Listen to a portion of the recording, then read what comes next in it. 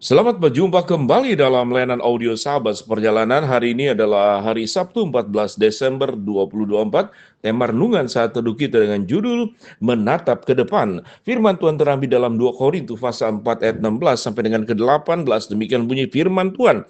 Sebab itu kami tidak tawar hati, tetapi meskipun manusia lahiriah kami semakin merosot, namun manusia batiniah kami dibaharui dari hari ke hari. Sebab penderitaan ringan yang sekarang ini mengerjakan bagi kami kemuliaan kekal yang melebihi segala-galanya, jauh lebih besar daripada penderitaan kami. Sebab kami tidak memperhatikan yang kelihatan, melainkan yang tak kelihatan. Karena yang kelihatan adalah sementara, sementara yang tak kelihatan adalah kekal. Mari kita berdoa. Bapa yang di dalam surga, biarlah dalam hidup kami hidup di saat sekarang, namun hidup kami juga belajar untuk menatap ke depan. Dalam nama Tuhan Yesus kami berdoa, amin. Shalom sahabat seperjalanan yang dikasihi Tuhan, menatap ke depan. Bagaimana supaya kita kuat dalam hidup ini? Bagaimana supaya kita tetap tegar dalam hidup ini? Bagaimana supaya kita tidak tawar hati tatkala menghadapi maut, menghadapi persoalan, menghadapi berbagai macam seluruh kehidupan tantangan yang ada. Maka sesungguhnya masalahnya tetap sama, persoalannya tetap sama, namun hasilnya bisa berbeda pada saat kita menatap dengan cara yang berbeda. Suatu kita menatap masalah apa yang terjadi, itu yang firman Tuhan katakan, kita akan menjadi tawar hati, dan kehidupan setiap kita masing-masing akan semakin merosot, dan penderitaan yang kita alami adalah penderitaan yang berat, penderitaan yang terus-menerus menggerogoti seluruh kehidupan kita. Lalu apa akhirnya? Akhirnya kita menghadapi yang namanya maut. Sewaktu kita hanya melihat apa yang ada saat sekarang. Paulus mengajarkan dari sisi sudut pandang berbeda.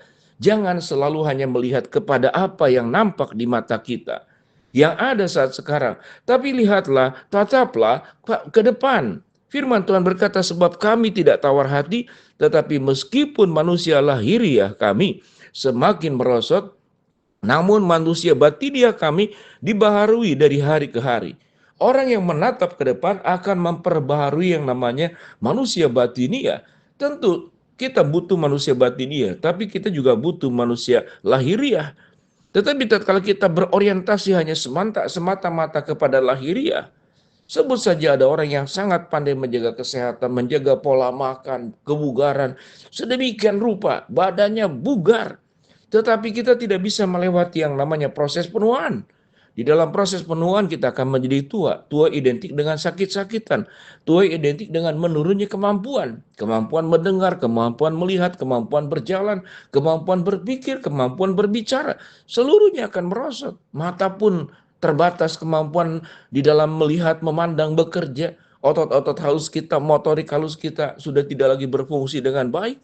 Sehingga ada banyak orang tua kalau makan, dia sendok makan kuah, maka yang masuk ke dalam mulutnya hanya sepertiga. 2/3 kuahnya jatuh-jatuh. Karena mengapa? Karena tangannya gemetar, otot halusnya tidak bisa berfungsi. Manusia lahiriah perlu kita jaga. Karena itu firman Tuhan berkata, itu adalah bait Roh Kudus yang kita jaga pelihara dengan baik. Makan jangan sembarangan, jaga kesehatan.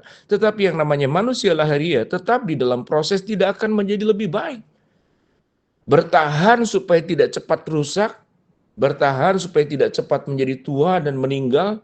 Kita diberikan panjang umur, namun tetap yang namanya manusia lahir itu akan berakhir dengan kematian.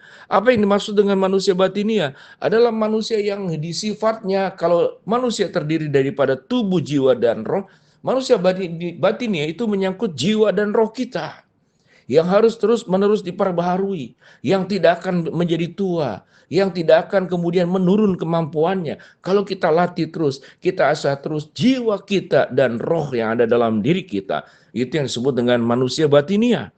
Ayat 17 dikatakan, sebab penderitaan ringan yang sekarang ini mengerjakan bagi kami kemuliaan kekal yang melebihi segala-galanya. Jauh lebih besar daripada penderitaan kami. Ayat 17 berbicara tentang penderitaan. Paulus mengalami penderitaan karena melayani Tuhan. Paulus mengalami penderitaan karena mengabarkan Injil. Dia tahu dengan jelas apa yang dikerjakannya adalah untuk kemuliaan kekal, bukan untuk mengerjakan sesuatu yang ada pada hari ini.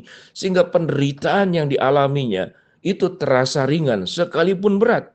Penderitaan yang dialaminya memiliki makna yang mendalam. Tidak hanya menyentuh, sebutlah menyentuh fisiknya, menyentuh tubuhnya, tetapi ada tujuan agung. Sebagaimana seorang ibu yang melahirkan anak, itu penderitaan luar biasa. Namun karena dia tahu, dia mencintai anaknya, dia menginginkan anak.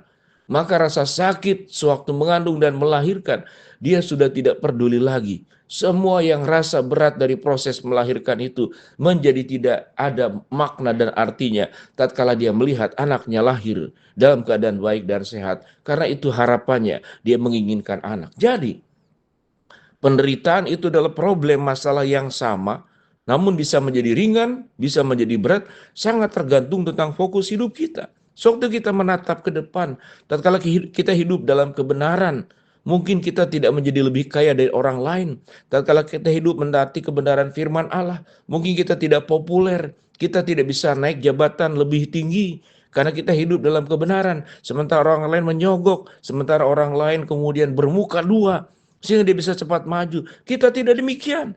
Karena hidup tidak hanya masalah lahiriah, tapi manusia batinia yang terus diperbaharui. Dan Tuhan melihat kehidupan orang-orang benar. Tuhan melihat segala problem dan masalah kesulitan karena kita hidup di dalam jalan Tuhan. Karena kita menjauhkan perbuatan-perbuatan dosa. Sehingga menjadi orang benar tentu tidak mudah. Menjadi orang yang lurus, jiwanya, hidupnya tentu tidak mudah. Makan semakin lurus, semakin benar, semakin berat hidup ini. Karena ada banyak larangan yang tidak boleh.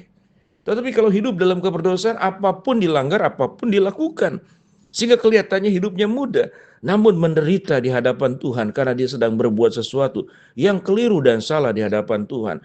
Bagaimana supaya kita kuat dalam hidup ini? Bila kita menatap ke depan yang firman Tuhan katakan, ada kemuliaan kekal suatu hari nanti yang Tuhan sediakan. Sebab kami tidak memperhatikan yang kelihatan, melainkan yang tak kelihatan. Karena yang kelihatan adalah sementara, sedangkan yang tak kelihatan adalah kekal. Kita mengerjakan perkara-perkara di tengah-tengah dunia yang kelihatan, harus mengerjakan perkara-perkara yang kekal. Suatu kita mengampuni, tidak membalas kejahatan dengan kejahatan, mungkin bagi dunia adalah suatu kebodohan. Tapi engkau sedang mengerjakan perkara yang bukan untuk yang sementara, tapi untuk kekekalan. Yang kita kerjakan adalah untuk kemuliaan Allah. Yang kita kerjakan adalah karena kebenaran. Sehingga kita tidak pernah takut. Kalau kita baca ayat yang berikut, selama kita dalam kemah ini, kita mengeluh karena kita rindu mengenakan tempat kediaman sorgawi. Di atas tempat kediaman kita yang sekarang ini. Tempat tinggal kita tidak selamanya di dunia ini. Tempat kita tinggal kita sifatnya sementara. Buat apa kita memperjuangkan sesuatu yang sementara yang pada akhirnya akan diambil dari hidup kita. Sekalipun yang sementara itu penting. Yang sementara itu adalah sebuah kebutuhan yang perlu diperjuangkan. Namun jangan memperjuangkan yang sementara sampai kita melupakan yang kekal. Jangan menatap apa yang ada di depan kita sampai kita lupa untuk menatap ke depan bersama dengan Allah. Allah akan sediakan segala sesuatu yang baik. Tatkala kita melewati banyak persoalan, penderitaan, kesulitan dalam dunia ini, percayalah, semua penderitaan ini sifatnya sementara.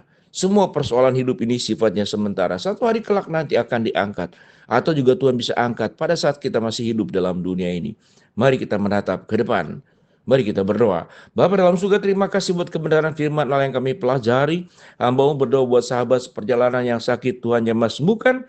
Sahabat seperjalanan yang sedang berdoa mengharap sesuatu, Tuhan akan jawab sesuai dengan waktu dan rencana-Mu. Yang sedang menghadapi masalah, Tuhan bukakan jalan. Di dalam nama Tuhan Yesus kami berdoa. Amin. Shalom sahabat seperjalanan, tetaplah ke depan. Jangan hanya menatap apa yang di depan, ada yang ada sekarang. Shalom, Tuhan memberkati.